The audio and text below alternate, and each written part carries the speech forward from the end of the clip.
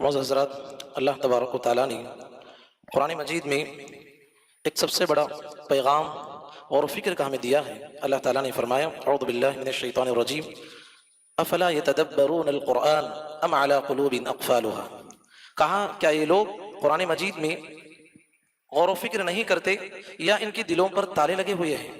تو حضرات، قرآن مجید کے نزول کا عظیم ترین مقصد قرآن مجید میں غور و فکر کرنا ہے، سوچنا ہے کہ اللہ نے کیا پیغام ہمیں دیا ہے، کیا عقیدہ ہمیں دیا ہے، کیا درس ہمیں دیا ہے۔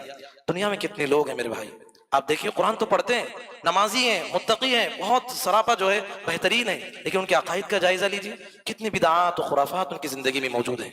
محفل میں بیٹھ کر قرآن مجید کی تلاوت کرتے ہیں تو لوگ جو ہے ان کی قرآن کی آواز کو سن کر، قرات کو سن کر جو ہے واہ واہ کے نعرے لگاتے ہیں۔ وہی ایاک نعبد و ایاک نستعین پڑھنے والا، اس کی زندگی کا جائزہ لو، درگاہ پرست ہے، آستانوں پہ جاتا ہے، بزرگوں سے غلط عقائد رکھا ہوا ہے، شرک اس کی زندگی میں موجود ہے، قرآن مجید کا عظیم پیغام اسے نہیں معلوم ہے۔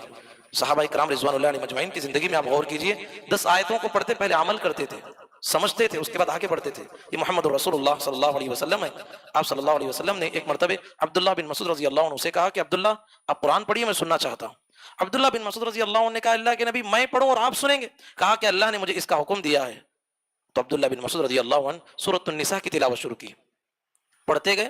عبداللہ بن مسعود رضی اللہ عنہ کہتے ہیں میں چہرے کو نیچے، سر کو نیچے کر کے پڑھ رہا تھا، اور اللہ کے نبی صلی اللہ علیہ وسلم قرآن مجید کو غور سے سن رہے تھے، اور یہاں تک کہ اس آیت پہ میں پہنچا فَكَيْفَ إِذَا جِئْنَا مِن كُلِّ أُمَّةٍ بِشَهِيدٍ وَجِئْنَا بِكَ عَلَى هَؤُلَاءِ شَهِيدًا۔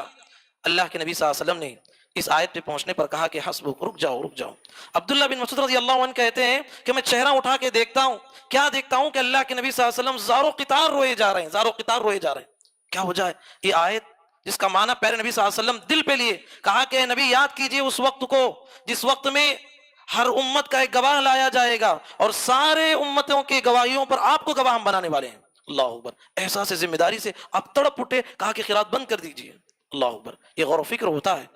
ہمارے دروس میں آپ کے سامنے کتنی تفصیلات آتی ہیں، قرآن مجید میں غور کیجئے، اسی پہ اکتفا نہیں، آپ خود پڑھنے کی کوشش کیجئے، جہاں سمجھ میں نہیں آتا علماء سے رابطہ کیجئے۔ یہ بہت بڑا پیغام ہے قرآن مجید کا۔ اللہ تعالیٰ سے دعا ہے اللہ تعالیٰ ہم تمام کو قرآن مجید کو سمجھ کے پڑھنے کی توفیق نصیب فرمائے، اللہم آمین۔ ہمارے درمیان فضیلت الشیخ اسد اللہ عثمان عمری مدنی حفظہ اللہ تشریف فرمائے۔ میں شیخ محترم کو دعوت دیتا ہوں، فجزاکم اللہ خیرہ۔